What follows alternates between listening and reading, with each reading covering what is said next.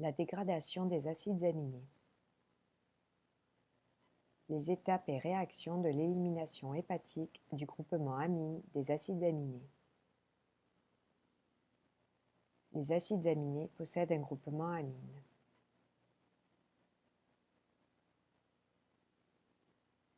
La libération du groupement amine produit de l'ammoniac.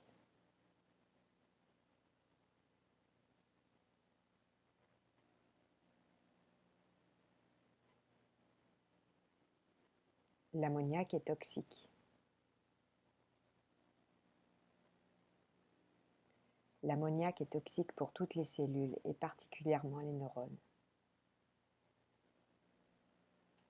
Pour éliminer le groupement amine de façon non toxique, les cellules synthétisent la glutamine. Le groupement aminé est transporté des organes vers le foie sous forme de glutamine.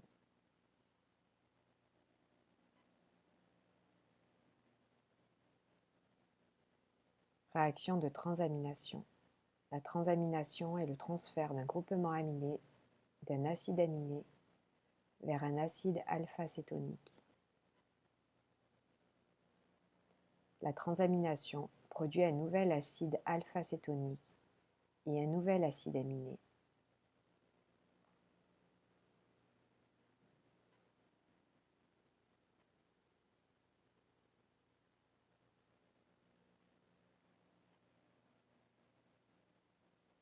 La transamination est catalysée par des enzymes nommées transaminases ou aminotransférases. Les acides alpha-cétoniques les plus utilisés sont le pyruvate, l'alpha-cétoglutarate, l'oxaloacétate. Exemple de la transamination de l'alanine.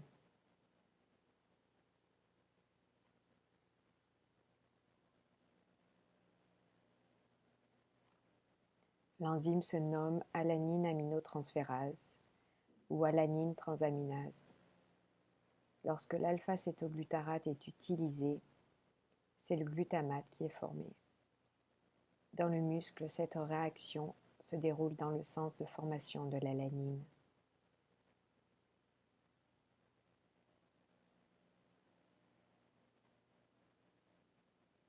Deuxièmement, réaction de désamination oxydative. Le glutamate formé est désaminé. Un groupement ammoniac est libéré.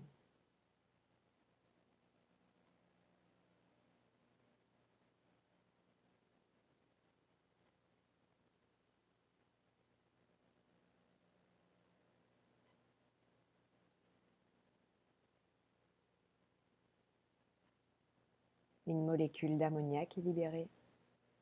De l'alpha-cétoglutarate est de nouveau formé.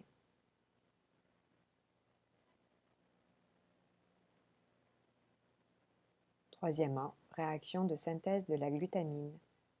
La synthèse de glutamine se fait à partir des molécules d'ammoniac et d'alpha-cétoglutarate formées à la réaction 2.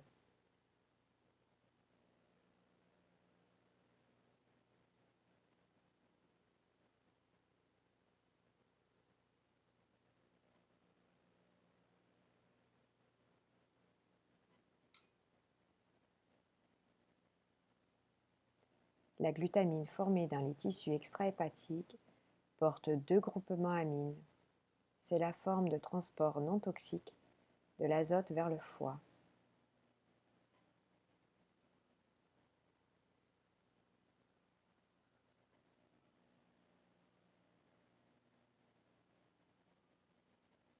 Métabolisme de la glutamine dans le foie.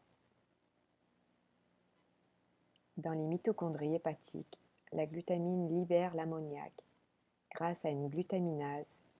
C'est une réaction de désamidation, perte du groupement amide. Quatrièmement, réaction de désamidation.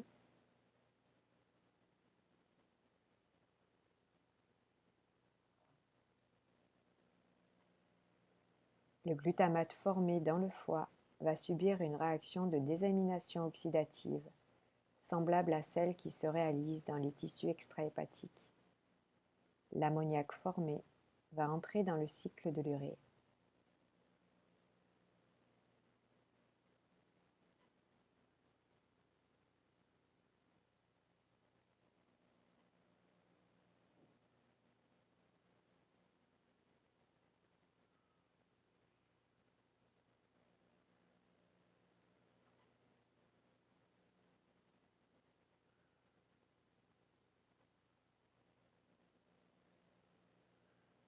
L'ammoniac libéré entre dans le cycle de l'urée. L'alpha-cétoglutarate peut rejoindre le cycle de Krebs.